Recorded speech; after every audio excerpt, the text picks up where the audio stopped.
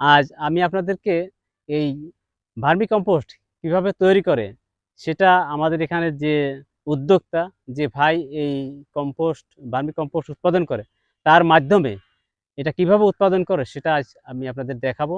আপনারা ধৈর্য সহকারে ভিডিওটি দেখতে থাকবেন।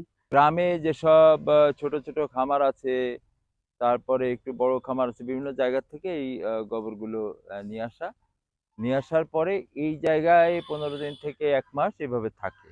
হ্যাঁ, থাকার পর আমাদের ওই যে ওই ট্রলিতে করে ভিতরে যে হাউসগুলো দেখেছেন ওই হাউসগুলোতে দিয়ে দেওয়া হয়। এই জায়গায় গোবরটা দেওয়া হবে। এই হাউসে দেওয়ার পর আমরা কচুরিপানা এবং কলা গাছ দেওয়ার পর এর সাথে কেঁচো দিয়ে দেওয়া হয়। হুম, এই দেখেন এটার সাথে কলা গাছ দেওয়া আছে। হ্যাঁ, এগুলো দিয়ে এরপরে এ উপরটা যখন এরকম গুঁড়ো গুঁড়ো মতো হয়ে যাবে, গুঁড়া মতো হয়ে যাবে, এই এতটুকু পরিমাণ হলে ওটা আবার খুঁচায় দিতে হবে যাতে এটা একেবারে শুকিয়ে না যায়।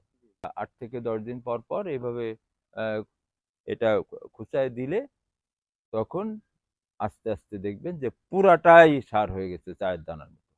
আর কেঁচো ছেড়ে আগে 20-30টা দিয়ে দেখবেন, যদি ওর ভিতরে কেঁচোগুলো স্বাভাবিকভাবে ঢুকে যাচ্ছে তাহলে মনে করবেন যে কেঁচোর পরিবেশ ভালো আছে, মানে গোবরের পরিবেশ ভালো আছে। আর যদি দেখেন যে না যাচ্ছে না তাহলে মনে করবেন যে ওর মধ্যে অ্যামোনিয়া আছে। আচ্ছা, এটা সার হয়ে গেছে একদম পুরা। এই সারটা এর ভিতরে এখন কেঁচো আছে। এর আগে আমরা গোবরের দলা দিয়ে অনেক পরিমাণ প্রায় 80% কেঁচো আমরা তুলে নিছি।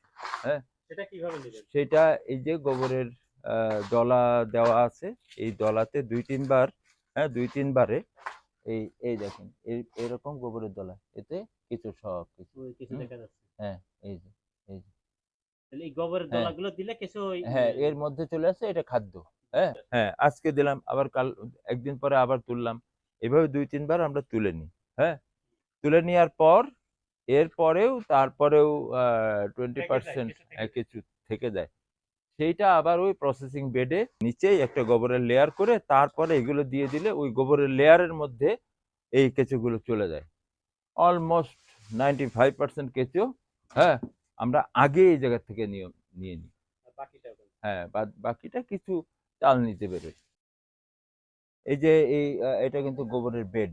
হ্যাঁ, এই গোবরের বেডের উপরে এই সারটা এখানে ঢেলে দেওয়া হচ্ছে। আর এর ভিতরে এই দেখেন কেঁচো। হ্যাঁ, এর ভিতরে এই যে কেঁচো আছে, এটা এরপরের থেকে ও নিচেই চলে যাবে। হ্যাঁ হ্যাঁ, খাদ্য গ্রহণের জন্য নিচে চলে যাবে। তারপরে এই চাল নিতে করে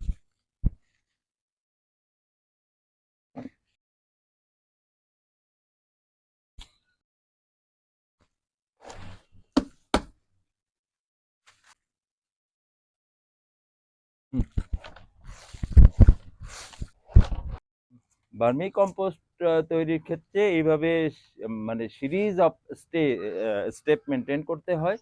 এই ধারাবাহিকভাবে গোবর ডাম্পিং থেকে একেবারে সার হারভেস্ট পর্যন্ত যে স্টেপগুলো দেখলেন ওগুলো মেনটেন করে সার উৎপাদন করলে কেঁচোও যেমন সেফ থাকবে, আবার মানসম্পন্ন সারও আমরা পাবো।